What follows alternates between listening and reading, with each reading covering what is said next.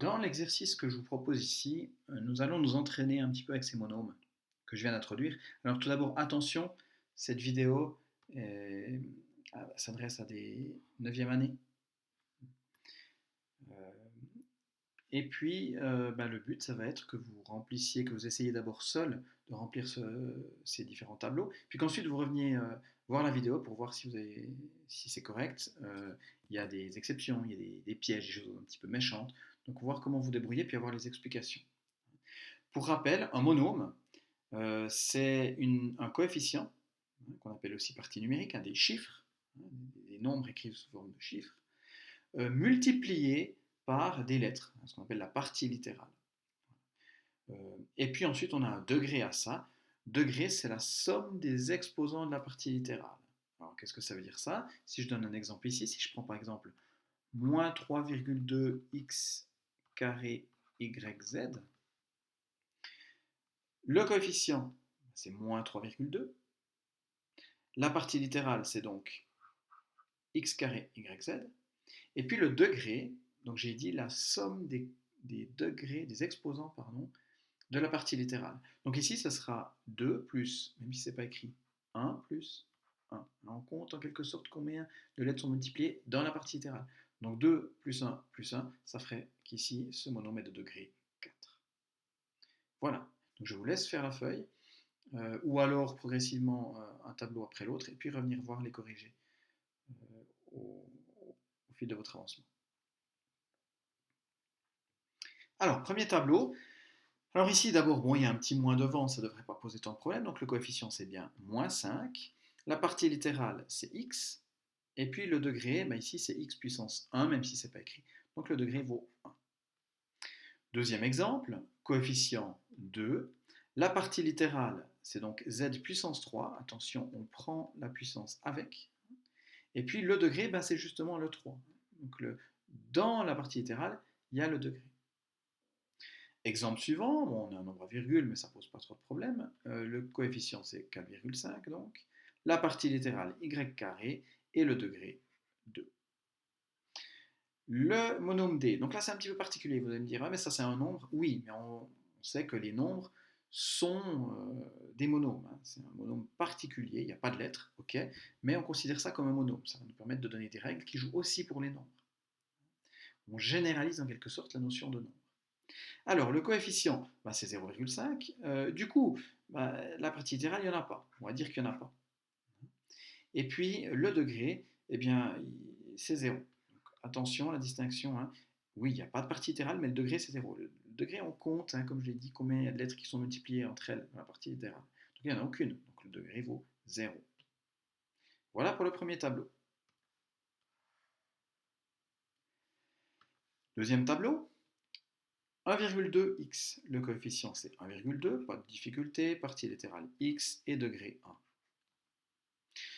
Le f, alors bon, on a juste un petit quelque chose de particulier de nouveau, le nombre il est encore un petit peu plus méchant, bon 1,2 périodique, c'est pas grave, le coefficient c'est 1,2 périodique. On a x carré comme partie littérale et le degré c'est 2. Le g, alors là il y a aussi une petite subtilité, c'est que si vous cherchez le coefficient, vous avez quelquefois tendance à mettre 0 ou à me dire qu'il n'y en a pas. C'est pas vrai, parce que ça c'est combien de fois? Alors peut-être avant ça, puisque le coefficient pose problème, est-ce que vous pouvez me donner la partie littérale? Bien, la partie littérale, je pense que vous allez tous me dire que c'est m puissance 4. Et d'ailleurs, le degré, c'est 4. Alors maintenant, on a combien de fois m puissance 4 ici? Bon, on a une fois. D'ailleurs, je peux écrire ça, une fois m puissance 4. Donc le coefficient, en fait, il ne valait pas 0, il valait 1. Dernier exemple de ce tableau, moins p, encore un petit peu plus méchant. Alors là, souvent le moins, vous ne savez pas où le mettre. Quelquefois, vous avez tendance à mettre dans la partie littérale. Bon, parce qu'on ne voit pas trop ce que vaut le coefficient, c'est un petit peu bizarre. Mais de nouveau, moins, c'est pas une lettre, donc c'est juste P, la partie littérale. Et le degré d'ailleurs, puisque c'est P puissance 1, c'est 1. Mais alors, si la partie littérale c'est P, ça c'est combien de fois P? Eh bien, c'est moins une fois P. Donc ça veut dire que le coefficient vaut moins 1.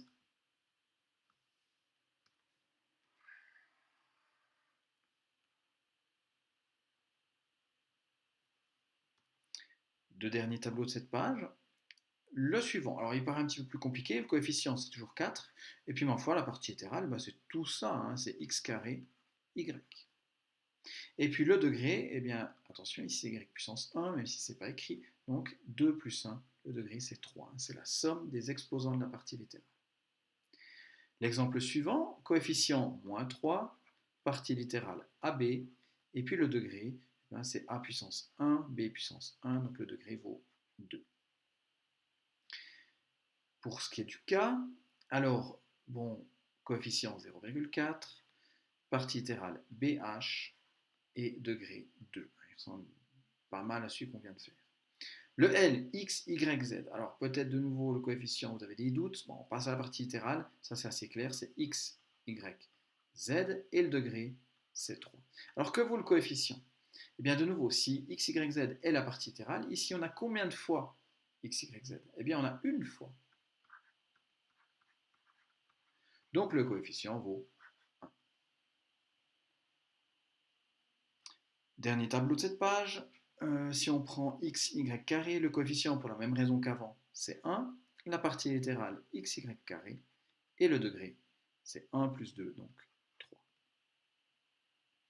Le monôme n, pas trop compliqué, coefficient 3, partie littérale m, degré 1. Un monôme tout rond ici, O c'est égal à 0. Bon, alors là, bon, déjà il n'y a pas de lettres, donc partie littérale, il n'y en a pas, et puis le degré, il vaut 0. Maintenant, que vaut le coefficient? Alors le coefficient, vous pourriez me dire, ah bah c'est une fois 0, donc je pourrais mettre 1 ici. Mais non, parce que si je vous donne un monôme de degré 0, donc il n'y a pas de partie littérale, mais de coefficient 1, ce serait par exemple le monôme 1, le nombre 1. Son coefficient vaut 1. Donc ici, je veux avoir 0, donc c'est vraiment 0. Et puis le dernier qui ne devrait pas poser de problème, coefficient c'est 10, la partie littérale c'est BA, et le degré c'est 2.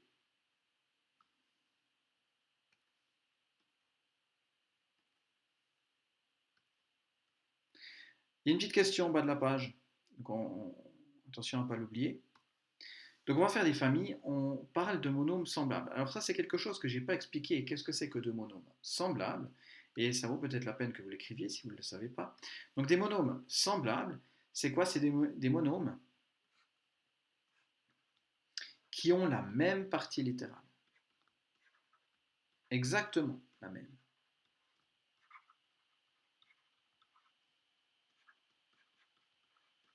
Donc c'est pas le coefficient, je m'en fiche, mais ils doivent avoir exactement la même partie littérale. Alors pourquoi on définit ça? Mais ça vous le verrez quand on apprendra à additionner euh, des monômes, l'utilité que ça.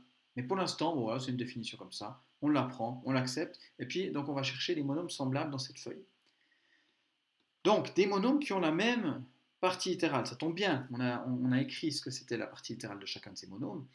Donc par exemple le A, sa partie littérale c'est X. Alors est-ce qu'il y en a un autre qui a X comme partie littérale? Finalement je ne fais que regarder les lignes ici au milieu. Eh bien, je vois qu'ici on a X et X. Donc c'est-à-dire que le monôme A, hein, moins 5X, il est semblable à E. Semblable, pas égal, hein, ne mettez pas de égal entre les deux. Voilà, et puis alors maintenant, ici c'est x carré. Alors est-ce que x carré c'est la même chose que x?